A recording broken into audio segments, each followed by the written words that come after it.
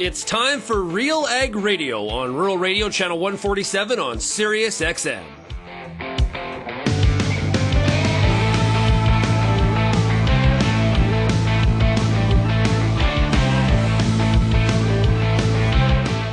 RealAg Radio and RealAgriculture.com is your home for insight and analysis of the issues that are impacting your farm business. Let's get real and get connected with RealAg Radio.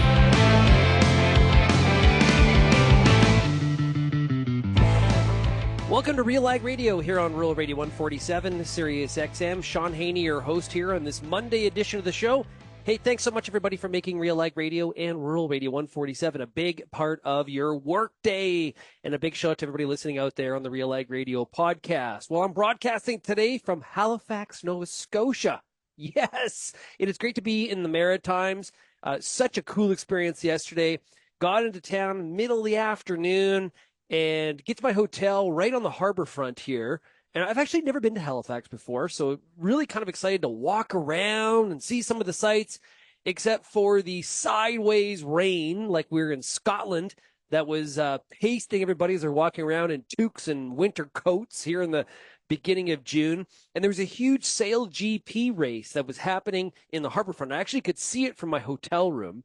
And very, very cool. If it wasn't for some of the rain, it was very cool outside. I took some pictures. I put it actually on my Instagram stories of some of the video of people watching out in the freezing cold rain. It's sort of equivalent of watching a sail GP race in yesterday's weather here in Nova Scotia. Very similar to being in Regina, where it's minus 20, minus 30, and you're at the Grey Cup. A very similar kind of vibe. Like if you're into it, you're into it.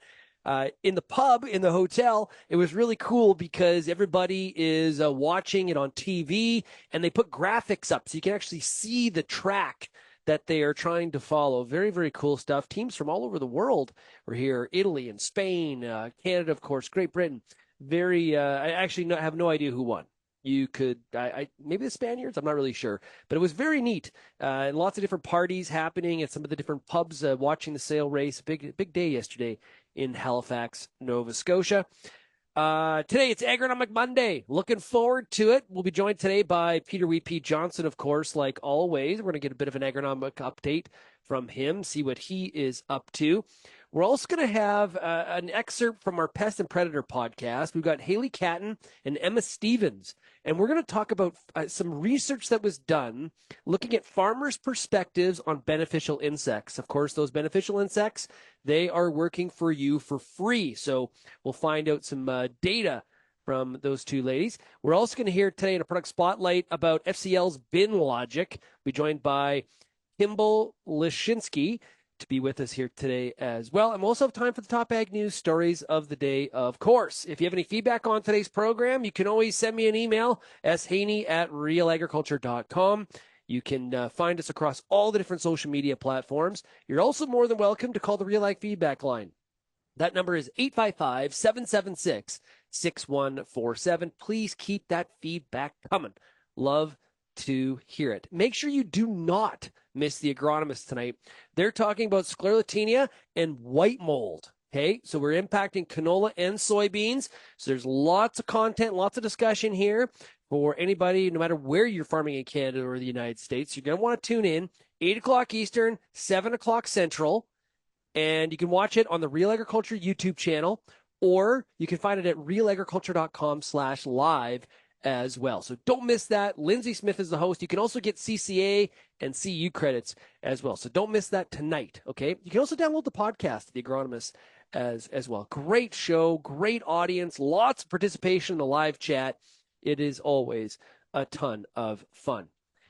We're going to take a break, and when we come back, we're going to hear from Peter P. Johnson, and then we're going to keep on rolling with Agronomic Monday. We'll be right back right after this. Hey, Sandy. Mike! Mike, nice to see you. We're meeting next week, but I just wanted to ask, who would you recommend I talk to about financing my operating expenses this growing season? Easy. Call CCGA. Their APP cash advances are flexible and can save you thousands in financing costs. You can get up to $250,000 interest-free, and anything over that is below prime. Great idea. I'll call them tomorrow. And check out ccga.ca. Cash advances are made under the Government of Canada's Advance Payments Program. I get to spend every day talking to farmers in the ag industry through RealAgriculture.com and RealAg Radio. But nothing is more fun than speaking to an audience live and in person. If you're planning an ag event, book a Real Agriculture speaker to make it a successful and memorable experience. Email shaney@realagriculture.com and you can book myself or any other Real Ag personality to speak at your event. Bring your audience all the fun, insight, and energy of Real Agriculture. Peter Johnson at WheatPete, RealAgriculture.com, and what an opportunity! Oh my gosh! You think you can't grow better wheat? You are absolutely wrong. We're going to show you how to strive for those record wheat yields that they get in the UK and in New Zealand. You can grow 150 bushel wheat. I'll show you how. Catch WheatPete's Word every Wednesday on RealAgriculture.com or download the podcast on iTunes or Spotify.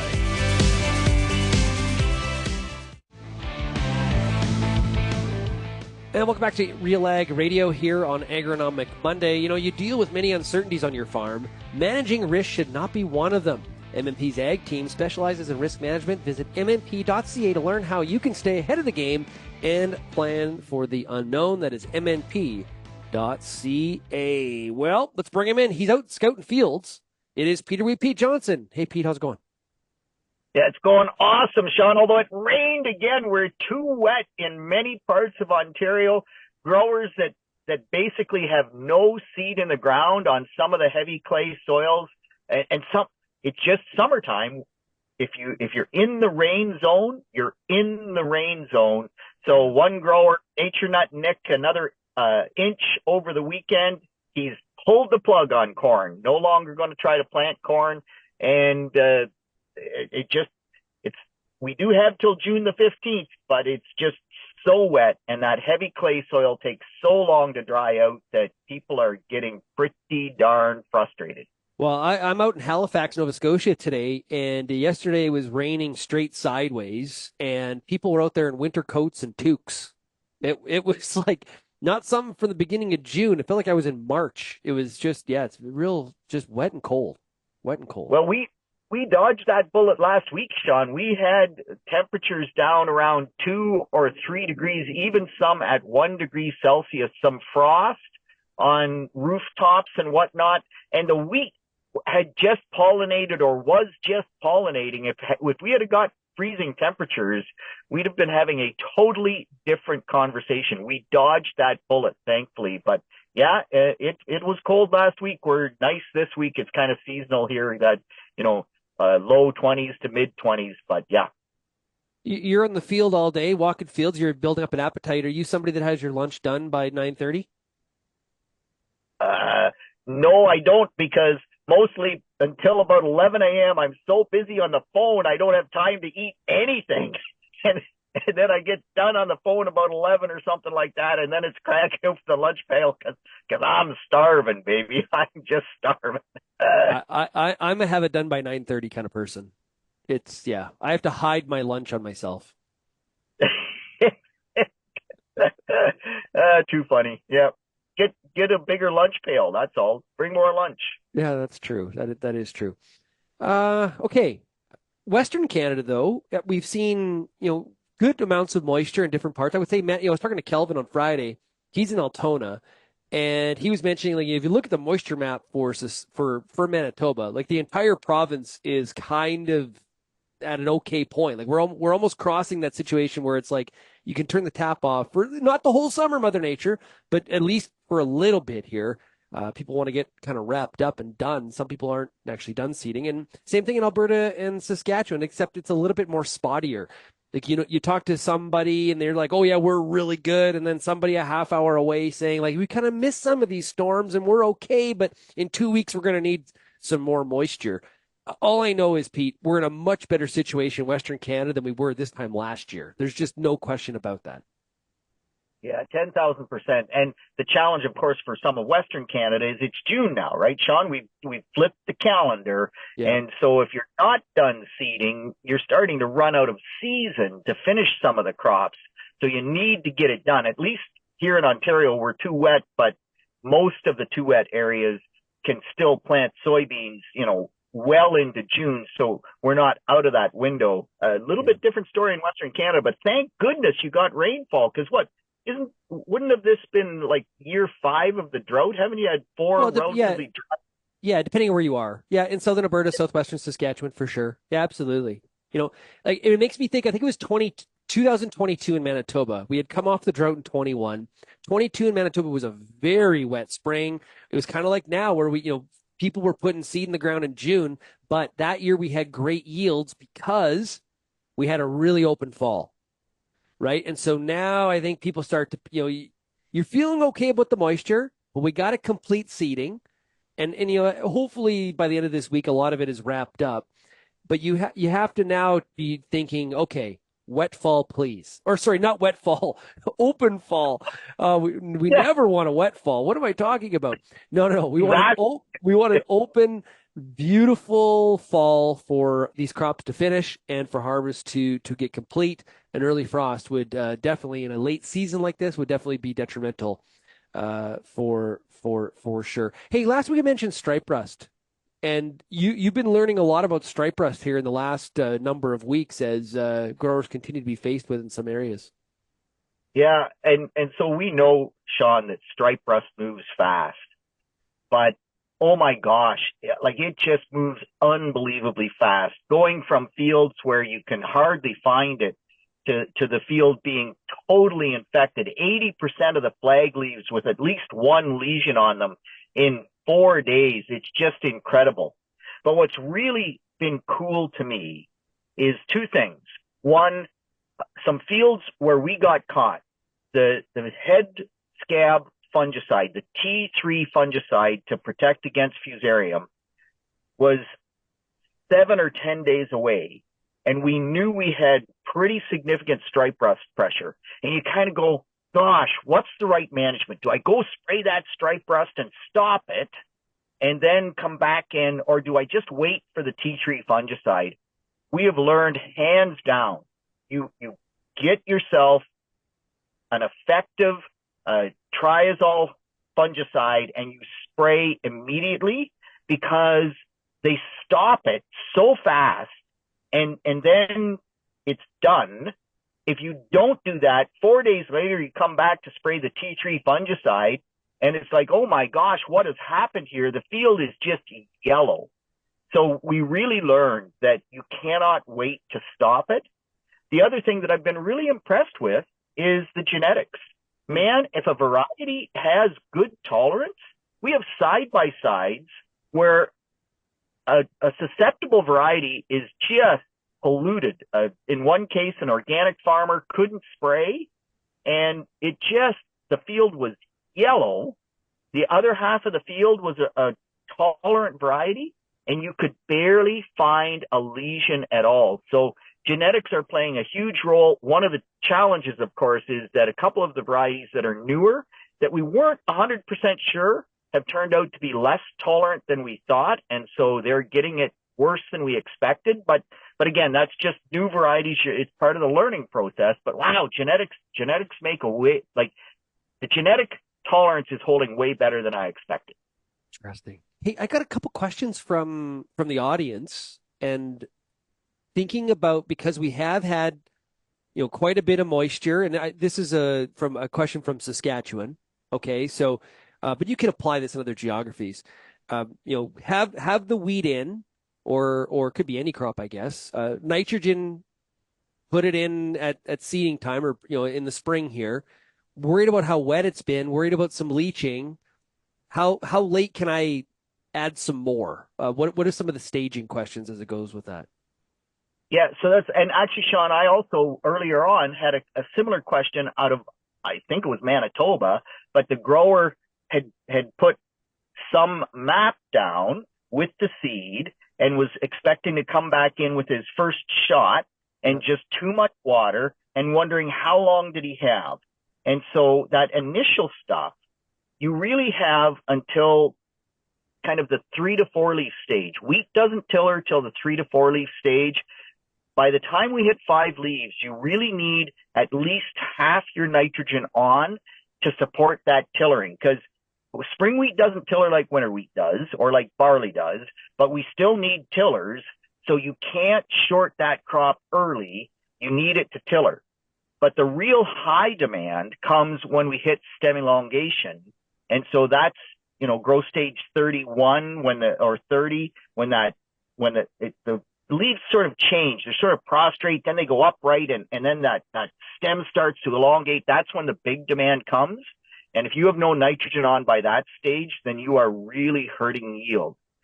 So I've also had questions on the back end where growers are looking at fields. One grower in particular put on his first application on winter wheat the 30th or last week of April, somewhere in that time frame. Since then, and I just forget exactly, I think he was from Washington State, but in any case, wherever he was from, he had 17 inches of rainfall basically in May. Oh boy. Now, yeah, 17 inches. So he couldn't get his second shot on. He's going to split apply. Now the wheat is headed. It's kind of, how late can I go and still get response? And I've had several of those questions, one from Michigan, a couple from Ontario. It's surprising to me how many people are seeing this. Some of them doing tissue samples coming back at 1.2% nitrogen in the leaf, and we normally expect at least 3.5%. Once you get about 10 days post-anthesis, post-heading, if you will, or 12 days post-heading, that nitrogen response really starts to drop off. If you can get in there right after heading within that 10-day window, you can still see pretty significant nitrogen response. But remember, we have, generally speaking, a 30 to 35. This year in Ontario, we're actually hoping we might get 37 or 38-day grain fill period. But you kind of think, well, so I've got 35 days, 10 days in. Now I only have 25 days left. You put the nitrogen on, it's got to get into the soil. The plant's got to pick it up. Like your time frame to get response really gets short. And so I sort of half liken it to, you know, if I put a fungicide on a crop, like alfalfa is the real example. If I'm going to put Preaxor on alfalfa to increase yield and keep the quality by leaf retention, if I don't have 21 days before I put that fungicide on and I harvest the crop doesn't have time to benefit from that fungicide application. And I think it's the same with nitrogen. I mean, we've already lost some yield, but we can get response. And so 30 to 50 pounds of nitrogen in that first 10-day window, I think makes sense. But you get within 21 days of maturity, and it's kind of like, yeah, there's just not time to have that payback. Speaking of I want to just finish with diseases, and mostly Fusarium. Obviously, a big concern in central and eastern Canada. Fusarium can also impact the acres with right conditions in western Canada as well, and into the U.S. So everybody, you know, if you're growing wheat, you're probably thinking about Fusarium. What are some of the key things to keep in mind from a management standpoint? And also, are there some misunderstandings or misconceptions that you need to be aware of too when it comes to the management of, you know, a disease that can really rob you of yield and quality?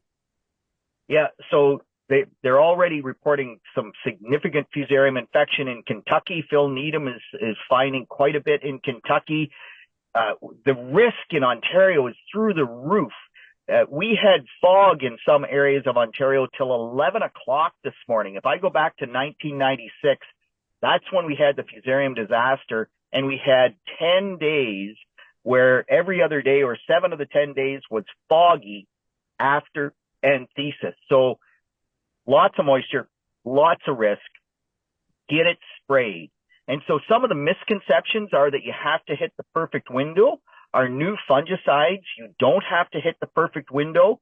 You know, you really do have a pretty big, even if you are 8 days after anthesis, you might not reduce the visual infection as much as you want to. You'll still see it on the head, but you'll reduce the toxin, the DON, in the grain quite significantly. So right up until 8 days after heading, spraying still makes sense because you're going to have cleaner grain. And I think some of the other things that I'm getting questions about are how dry does the crop have to be, how rain fast, as long as the spray doesn't roll off. And so this morning in the dew, we still, or in the fog rather, we still had growers that were able to spray because the wheat head didn't have enough moisture on it that the spray was rolling off. So if it gets on the plant, if it dries on the plant, most of those products are rain fast. I believe rain fast is 1 hour, but realistically, if it dries on the plant, it works. So I think a high risk year, at least here in Ontario, and I'm pretty sure Michigan, like all the Great Lakes Basin, get out there, spray that crop. If you get late, spray it anyway, unless it gets super late. Pete, it's been a slice. I'll let you get back to your crop scouting, get to work, and I really appreciate you joining us here today. Yeah, thanks. As always, Shaun, you have a great week as well. Absolutely. And make sure, everybody, you download Wheat Pete's Word. Every Wednesday, a new episode drops wherever you get your podcast. Pete answers all of your agronomic questions. Great stuff. Love listening to Wheat Pete's Word, especially we're going up and down this field with the planter, the sprayer. We're doing all of our field work. It's great to listen to Pete in your ear yakking and telling you what to do and not do. And he has some great alerts as well. I love the alert function. Okay, we're going to take a break. We'll be right back with more here on Agronomic Monday right after this.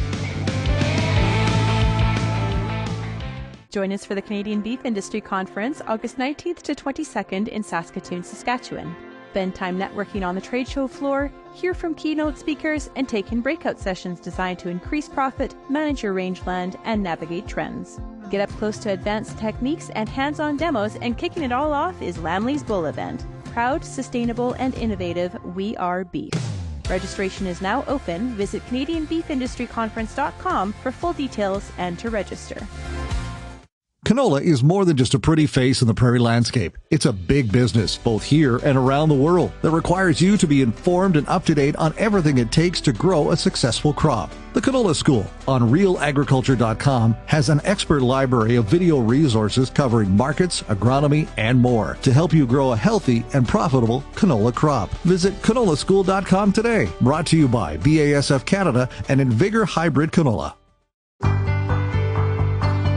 It's summertime, and you've got a lot of important decisions to make when it comes to your corn crop. Let the Corn School on RealAgriculture.com help guide you through those big decisions with input from leading experts in the field. If it's spray timing, disease identification, or any other field issue, the Corn School's got you covered. The Corn School on RealAgriculture.com, brought to you by BASF and Pride Seeds.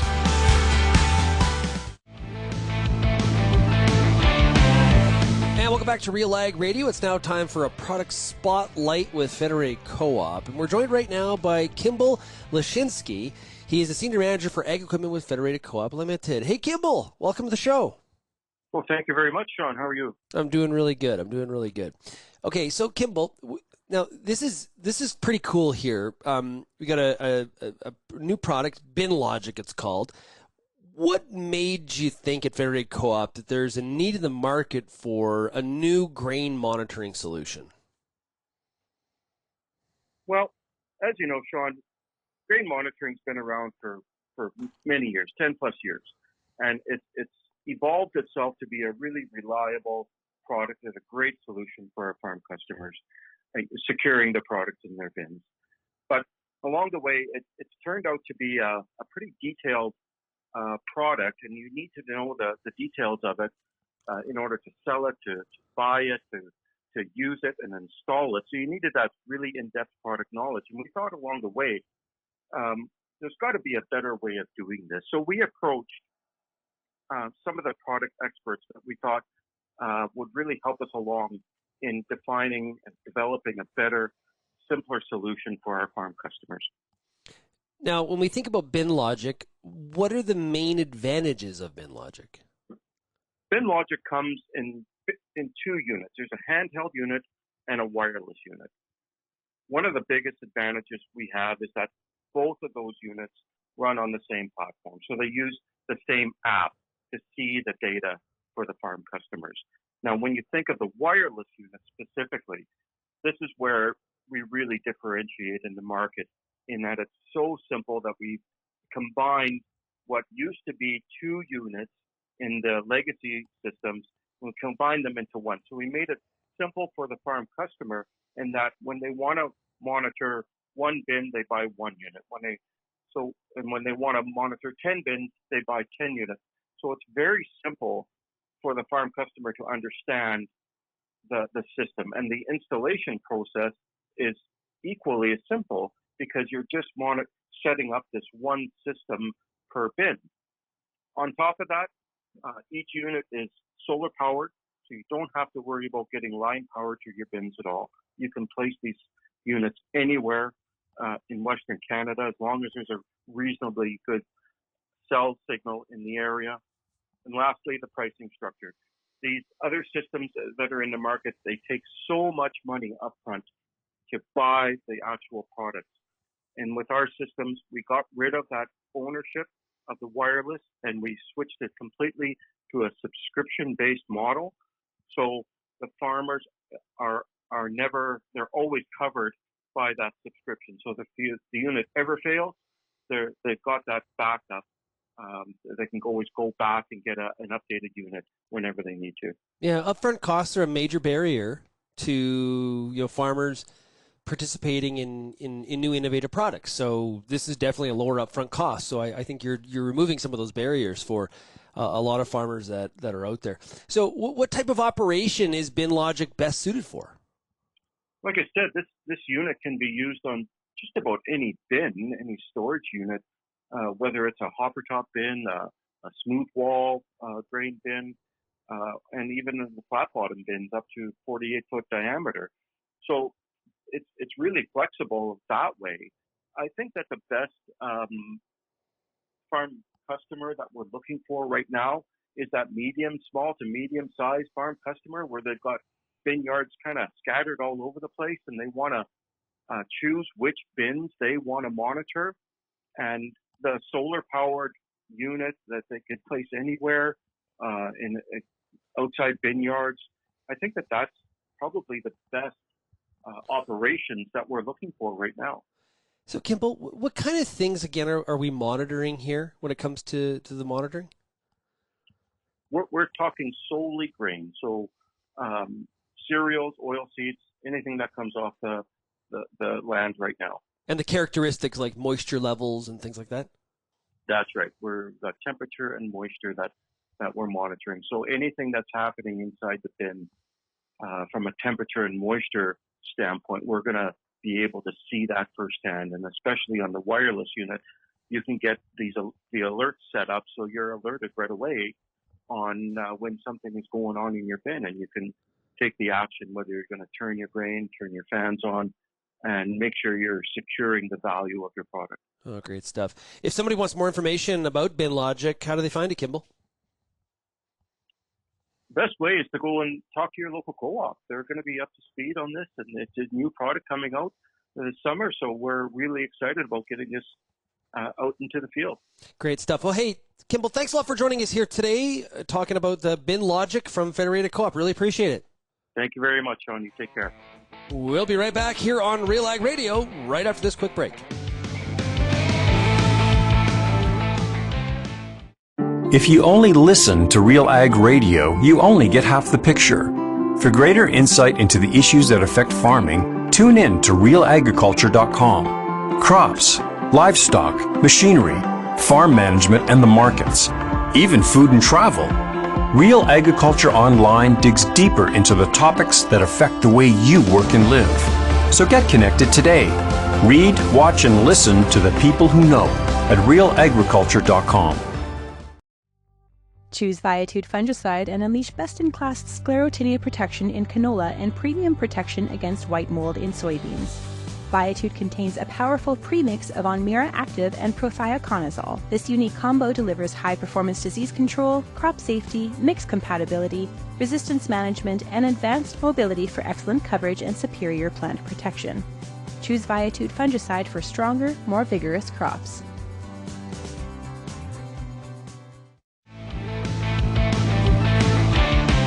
Now, one of the things we did not talk about at the beginning of the show was the fact the Edmonton Oilers are now in the Stanley Cup final. We're going to play the Florida Panthers. Back in April, we had asked our audience about who they were cheering for, who they were not cheering for when it comes to the Stanley Cup finals. And actually, the number one team was the Edmonton Oilers. 1/3 of the RealAg Radio audience across Canada was cheering for the Edmonton Oilers. So you're feeling pretty good right now if you are the Oilers. Good matchup for them, I think, against the Panthers. We're going to see. It's going to be interesting because Florida is a little. They're great, gritty. There's some sandpaper there, and when you play like that, you tend to take penalties. And that is going to get you in trouble against the Oilers. So I haven't looked at the line yet, but I got to think Edmonton's maybe favored against Florida. I do. I think actually Edmonton's going to win. And I know some of you are like, what, Shaun? I didn't say cheering for the Oilers. I said I think Edmonton is going to win. I may have just jinxed them, too, because like Kelvin keeps on pointing out, I was cheering for the Leafs at the end of that series, and look how that all worked out. One of the podcasts that we produce at RealAgriculture.com is called Pests Predators. It is powered by Field Heroes and sponsored by WGRF. I'm going to play you an excerpt from a recent episode that has gone up, talking about some market research related to what are farmers' perspectives when it comes to beneficial insects. Let's hear part of that conversation. We're going to talk about some survey results from a couple of research scientists with Agriculture and Agri-Food Canada. What are some of the pests that you're identifying in your fields? How are you trying to evaluate whether or not you should spray? How many of you are spraying? And what did this survey teach us about the awareness of beneficial insects? Today, our guest in the Pests and Predator podcast are Dr. Hayley Catton. She is a research scientist with Agriculture and Agri-Food Canada out of Lethbridge. As well, Dr. Emma Stevens, who is a research scientist with Agriculture and Agri-Food Canada based in Edmonton. Dr. Catton, welcome to the Pests and Predator podcast. Hello. Thanks for having me. And Dr. Stevens, it is great to have you join us here. Great to be here. Thank you. Okay, let's. This is in Pest and Predator podcast. We've been having the most fascinating discussions. Today we're going to talk about a study, and you've got some great results to share with us here today. First of all, Dr. Stevens, what was the study about, and why did you do it? Okay, great. This study is our work trying to quantify awareness of beneficial insects for Alberta field crop producers. We all know that beneficial insects are an important factor and component in pest management, but there's not very much empirical evidence on farmers' level of awareness of the beneficials working in their fields. And so we conducted a survey with 353 Alberta field crop producers to ask them exactly that. How much do they know about 7 species of beneficial insects, and does that knowledge influence their pest management decisions, and if so, how? So this is really filling in a big gap in our understanding of farmer even awareness of how beneficials operate and which ones are present in their fields and what they might contribute to their pest management. So we got some really good information about that question. Yeah, and I've got a bunch of questions here related to the pests identified and spraying and things like that. But were we satisfied with the level of awareness of beneficials? That's a complex question. I guess we tried to go into it with neutral expectations. We just really wanted to know as a baseline, okay, because there's no prior information, what they do know. We found quite a bit of variation in awareness of particular species, and we can talk about that kind of in more detail, but some, like lady beetles, are maybe not surprisingly more well known. Others, like parasitoid wasps, which are also very important for pest management, are not nearly as well known amongst our field crop producers that we were able to survey. So there's room for sure to find tools to increase the level of knowledge, because we think that'll be an important tool for farmers in their pest management decisions. Yeah, great to set that baseline so we know going forward when we do this again, are we improving or hopefully not losing awareness, but that's right. I think it's great to know where we're starting from, and then we can track changes, and that's also very important for people who work in this field. Okay, Dr. Catton, what were the top pests that farmers saw according to the survey? Right. Yes. So even though our goal was to learn about beneficial insects, we think the way farmers think about those are in context of pests, right? They're usually managing for pests, and the beneficials are one pest management tool. So we needed to know about what pest farmers are seeing, and our responses, we've grouped them into 3 main commodity groups. So the cereals, canola, and peas and lentils. So we have 3 groups. And the main pest we saw that farmers reported seeing in wheat and barley. The whole survey, by the way, was for 2021 only. So it's 2021 growing season. Half of wheat producers in the province in our survey saw grasshoppers. So that was their main problem that year. Second most in cereals was wireworms. And then if we move to canola, flea beetles, 72% of canola growers saw flea beetles. So we kind of know this by talking to farmers, but it's really good to have hard numbers. In canola, ligas, half the farmers saw ligas in their fields, and grasshoppers was number 3 for canola at about 28%. Peas and lentils, grasshoppers were again number 1, and pea leaf weevil was number 2. And both of those were in the high 20%. So it was a really good idea to get an idea of what farmers were seeing in their fields, because that's going to frame the pest management decisions they would have made that year. And all of those pests obviously creating a lot of damage to crop yields for sure. So how many farmers made the decision to spray those pests using something like economic thresholds? Yeah, so we asked our farmers, if you saw an insect, did you spray for it? And did you use an economic threshold to make that decision? And we were really impressed with the number of farmers reporting using an economic threshold. So for grasshoppers and wheat, for example, 76% of farmers were using some kind of threshold to make that spray decision. And only 13% ended up spraying, right? So they're seeing the pest, they're scouting for it, and making a decision based on the numbers, which is really encouraging, right? Because I don't think anybody wants unnecessary pesticide use. There's lots of bad things that go along with that. So that was really impressive. So threshold use was in the high 70s, 80% for most pest and crop combinations. For flea beetles, it was 92% of people were using thresholds to make a spray decision. And flea beetles were the most sprayed pest in our survey. So 31% of farms that saw flea beetles ended up spraying, but 90% of those people that sprayed or did not use a threshold to make that decision. Yeah.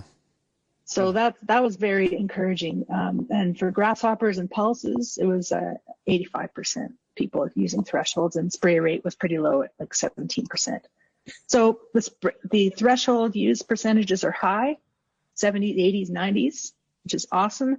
And the spray percentage was a lot lower than that, right? In the teens or 20s or 30s sometimes. Okay, so those are the numbers for how many used an economic threshold to make the decision. How many actually sprayed? Right. So the 70s, 80s, 90% are the ones who use an economic threshold. The numbers I talked about in the teens and 20s and 30% are the ones who actually sprayed. Okay. Right. So threshold use was way, way more common than spraying, which is what you want, right? We want scouting and informed decisions, and spray when necessary, absolutely. But many times the scouting showed that the spraying was not necessary, which is great. Any indication on which products are most commonly used, even down to say like the group level? Was there anything on that? Yes, we did ask that as well. And in all 3 commodity groups, cereals, canola, and pulses, our number 1 was synthetic pyrethroids. So say in wheat and barley, not that many people sprayed. But if they did spray, 60% used synthetic pyrethroids. And in canola, not that many sprayed, but if they did, 80% were using synthetic pyrethroids. So that seems to be the number one choice for farmers when they do decide that they need to spray. Group 3. Okay, that's group 3. Okay. Did the data group the farmer? Did you put them together at all in any way according to some of their strategies in the field to manage the pests? Yes, we had, because we asked about not just beneficials, but all of the data that Dr. Catton was just talking about in terms of their overall pest management approaches, we were able to use cluster analysis, and we're still kind of working on that analysis, but to try to look at pest management strategies as a group. And to see if there are, I guess, portfolios of strategies that kind of go together and approaches that people are taking. And we did find, it seemed like there are probably 2 main groups of strategies that go together. So when we're working on that analysis, we're looking at the economic thresholds, for example, that we were just talking about. But we also asked about information sources, like do folks rely on independent crop advisors, for example, for pest management information, scouting as a decision tool, kind of how much autonomy people like to have in making their pest management decisions. So they make the final decision, or they kind of work collectively with an advisor. But then we also asked directly about, or looked at the influence of beneficial insects in their pest management strategies. We have some data on that as well. So we included that in the kind of group of portfolios. So as well as some environmental management strategies like reducing pesticide use just directly as a strategy that they employ, or leaving shelter belts, leaving areas of their farm. When we kind of took those actions collectively, we found that the beneficial insects in particular seems to be a set of strategies that one group is kind of using more than another. They're more influenced by beneficial insects in their pest management, and that seems to go along with some of the other strategies that might be expected, like leaving shelter belts unsprayed, or just maybe doing more scouting, for example. So, and then there's a second group that is not as influenced by beneficials and is, but is still using thresholds. So the beneficials actually seems to kind of be a breaking point in the groupings, which was kind of interesting to us. So we're still pursuing that to try to understand it better. Okay, that was an excerpt from the most recent Pest and Predator podcast, talking about some data relative to the perceptions that farmers have of beneficials. There's a whole lot more in that podcast. You can find it at RealAgriculture.com. And, of course, Pests and Predators is powered by Field Heroes and is sponsored by WGRF. There's a lot of cool episodes. I have enjoyed so much doing those podcast episodes. They are so neat. I've learned so much about bugs and insects, beneficials, just everything that's happening inside that canopy. It is so dynamic. And this discussion was with Dr. Haley Catton and Dr. Emma Stevens, and there's a whole library of episodes that we have already done. Okay, when we come back here on RealAg Radio, we're going to get to the top ag news stories of the day right after this. How's your seed quality? What should you treat with? What about herbicide carryover and environmental concerns? Spring is here, and you've got a lot of things to think about in regards to your pulse crop. The Pulse School on Real Agriculture has information and advice for all these questions and more to help you navigate this season. Brought to you by BASF. Pulse School episodes are available at pulseschool.com, realagriculture.com, or as a podcast on your favorite streaming service. Download the latest episode today. I'm Lindsay Smith from RealAgriculture.com. Join me Monday nights for The Agronomist, a 1-hour live and interactive show broadcast across YouTube, Facebook, and X. Monday nights at 8 p.m. Eastern, I host expert agronomists from all over the country to give you answers to some of the toughest agronomic questions. Join us live or catch the replay Tuesday morning. That's The Agronomist with me, Lindsay Smith, Monday nights live at 8 p.m. Eastern.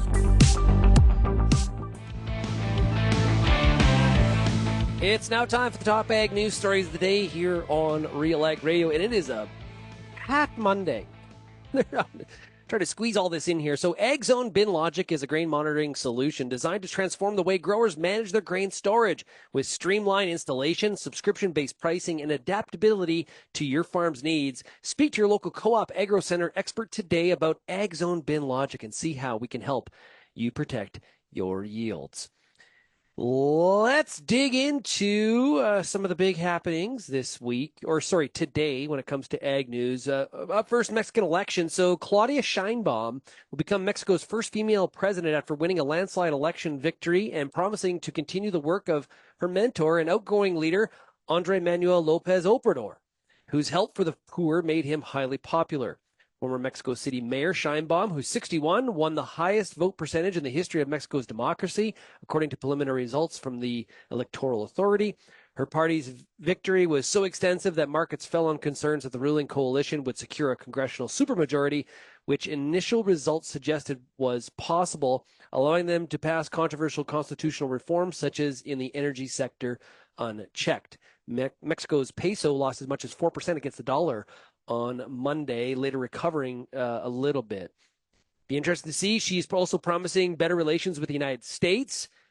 Big contentious issue, of course, is what's happening at that southern border. This is one of the 3 elections completed. We know one of the 3 players when it comes to looking at trade here in July of 2026 on this USMCA-CUSMA agreement. Also, we had there's an Indian election happening, and it looks like based on exit polling that Modi is going to win again. So that seems to be the expected result there. Hey, the Bank of Canada is going to be meeting on Wednesday, so watch out for a decision on interest rates. The smart money is saying that we will see a 25 point basis point decrease, on Wednesday. In the U.S., there's a Barron's article out saying the Federal Reserve is unlikely to lower interest rates in 2024 due to persistent inflation, a strong economy, and a resilient labor market. Despite earlier expectations for rate cuts, these conditions suggest that the current federal funds rate target of 5.25 to 5.5 will remain unchanged. Russia. Now, last week we had Jim McCormick from agmarket.net on the show, and he talked about how the wheat market, well, it has really rallied, but be careful out there. Okay, be careful. Make sure you're managing risk.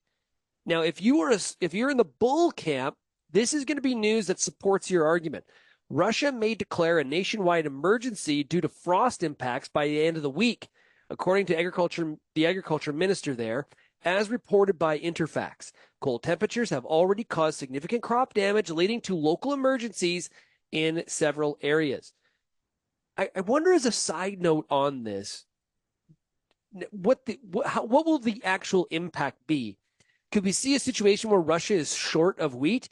And how enticed will countries feel to help Russia out, given what's happening in Ukraine? That's going to be an interesting twist of events to watch unfold. Supply chains are facing disruptions and increased costs due to ships being diverted from the Red Sea, resulting in delays and higher freight rates, according to Bloomberg. This situation is being exacerbated by attacks from Yemen on commercial ships using the Suez Canal, leading to vessels rerouting through Africa's Cape of Good Hope. The rerouting has caused congestion in major Asian ports such as Shanghai and Singapore, creating imbalances in container availability and extended delivery times to U.S. and Europe. I also read there's something about how the LA port is extremely busy. That's also clogging things up.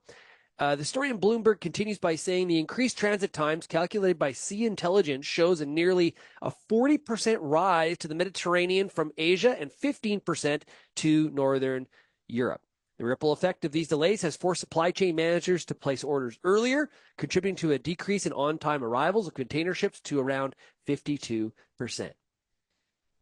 Walmart Canada, a story in the Globe and Mail, is nearly 4 years into a 5-year, $3.5 billion plan which has involved revamping roughly 2/3 of its 400-plus stores so far, opening new distribution centers to speed up its supply chain, and investing in technology. Roughly 30 stores will be renovated this year. Just think about it, the size of those stores, 30 of them.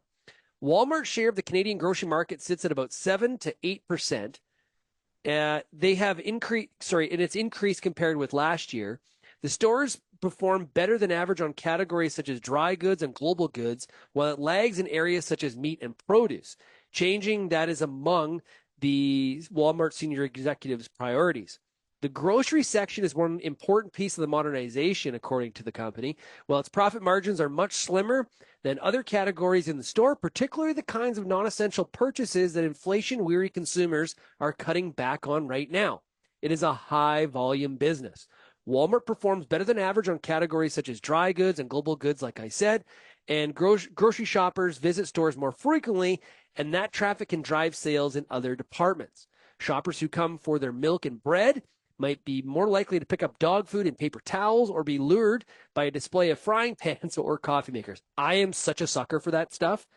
You know, like where you walk in for what my wife does not like to send me to the store because I'm that person where it's like, oh, may need this, may need that. Oh, you wouldn't believe what I am a total sucker for the stuff at the end of the aisle. That works on people like me. I don't even know why. It just does. It's interesting with so much focus on, grocers making so much money. One of the things that they comment on is how low a margin the grocery business is. That was kind of one of my little takeaways out of that piece. Now, a couple weeks ago, we had Carlo Dade from the Canada West Foundation on the show, and he talked about one of the things when they had that trilateral meeting between Mexico, Canada, and the U.S. in Phoenix. One of the things the U.S. has brought up is the fact they are not happy with Canada's lack of enforcement of importing products that were produced by forced labor. This has to do with the Uyghur situation in China. There's a story out today talking about how Xinjiang cotton has been found in 19% of products, despite the U.S. ban report. Now, this report finds. Sorry about that. A report by Applied DNA Sciences and provided to Fashion Dive revealed that cotton from Xinjiang region of China was found in 19% of 822 cotton-containing product samples between February of 23 and February of 24. Notably, 57% of the Xinjiang positive samples claim to be of U.S.-only origin, although products from Xinjiang are banned in the U.S. due to forced labor concerns. The report highlighted that these origin claims can impact a product's eligibility for tariff reductions. The report also found that 66% of the Xinjiang positive samples were blended with cotton from other regions, while 34% were solely from the Xinjiang region. Among the blended samples, 42% contained cotton from Brazil and 40% contained cotton from the U.S. Ooh, that's interesting. This is some of the stuff that's created the whole focus on the product of USA label. And if we're going to have origin constraints in trade deals and market access, not surprising that this kind of stuff is happening. It's sneaky trade practices. It happens. I wonder how much country origin improper labeling happens. This is a great example with cotton, but I'm sure it's happening in some other products as well. The U.S. is not going to be happy about this report whatsoever.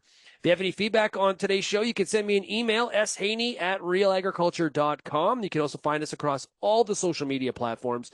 You're also more than welcome to call the Real Ag feedback line. That number is 855-776-6147. Thanks, everybody, for getting real and getting connected with Real Ag Radio. And, of course, we will chat again tomorrow. Cheers, everybody.